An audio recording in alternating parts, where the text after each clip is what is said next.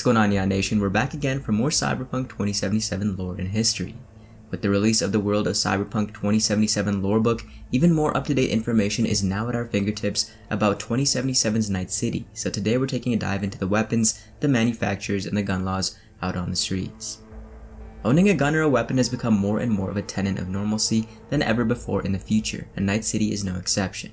Dangerous times call for equipping oneself to react to whatever the streets might throw at you, and more people of different vocations are now carrying. Not only do law enforcement, corporate security, mercenaries, and gangsters carry, but so do those merely trying to protect their livelihood like cab drivers, vendors, and owners of businesses. Gun laws are pretty lax in Night City unless you step into a high-profile location like a courthouse or police station. These buildings are guarded by heavy security and are extremely strict about carrying weapons and any implants with offensive potential. In Night City, you can legally purchase most weapons from the highly disposable budget arms and their do-it-yourself 3D printing kits to more specialized weapons from more exclusive vendors. Heavy weapons, or weapons of war as they're called, undergo far more scrutiny, and the sales of these weapons are prohibited within the boundaries of Night City. The exception to this rule is the corporations and their security forces who use heavy weapons at their discretion and for public safety, as well as the elite of the NCPD, the Max TAC, in combating the rampant threat of murderous cyber psychos. Illegally, heavier firepower can be provided through a fixer with the right connections at a considerable fee.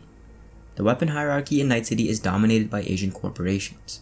Arasaka, Tsunami, and Kangtao are considered to be the best in weapon manufacturing.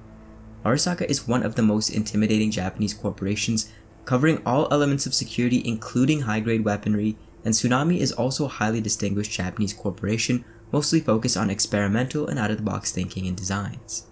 Kangtao is a newer company founded around 2050, based in China, who are known for their sophisticated smart technology. The mid-tier largely belongs to the American corporations. Militech currently focuses heavily on the mid-range of weapons due to their ability for mass production, and Midnight Arms focuses on Borg weapons, which are a subcategory of weapons that can only be wielded by heavily augmented users. Mallory Arms have fallen from grace as they were a bespoke and highly renowned company in the 20s. They have yet to release a new model since 2043, but they still do have a reputation for making handguns that pack a punch. Constitutional Arms make standard mid-tier machine guns and shotguns, and Tektronika are considered the Russian Militech due to their similarity in what they offer the market. They have recently included military robots in their offerings. For those of you who are short on eddies and influence, look no further than the bottom tier of brands. Nakoda offers reliable, powerful, but inexpensive arms, where India-based Dara Polytechnic is more about style than functionality. Serbian Rostovic is again cheap, but can be customized to the nines. Budget Arms is a standout name in the space and is the epitome of base functionality. Modern weapons are classified into three main types. Power weapons are conventional guns in the sense that they use traditional ammo, calibers, and cartridges. This category includes a wide variety of weapons including polymer one-shots, which are disposable, revolvers, SMGs, machine guns, shotguns, and pistols. High rate of fire accompanied by high recoil is a feature of most power weapons. Tech weapons are weapons that use railgun technology, firing projectiles that are propelled with an electromagnetic charge.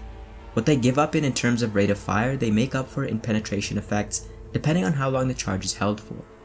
These weapons use caseless ammunition, typically jacketed steel flechettes. Smart weapons use gyrotech technology to fire caseless guided ammo at enemies. This technology was first developed in the 1960s, but was unreliable during combat. In 2077, they're efficient and pinpoint accurate. Smart weapons are tied to weapon grips and optics to accurately scan and track the movement of targets. Melee weapons exist, but they typically aren't favored in the dystopian future. With so much bombastic weapon technology, blades, knives, and hammers are a more crude form of destruction only used by a few. With that being said, blades don't jam or run out of ammo, so keeping both a firearm and some kind of melee weapon might be a good idea. Modifying your weapon to your liking is also key. Optics, sights, suppressors, and launchers are available, and most weapons have modular slots to install whatever you like onto them. Customization extends to different types of ammunition, like thermal ammo to inflict damage over time, or EMP rounds to make a quickly approaching, highly augmented enemy collapse into a short-circuiting hunk of junk. As always, thank you guys for watching, and for more Cyberpunk lore, join Neon Nation by subscribing to the Neon Arcade.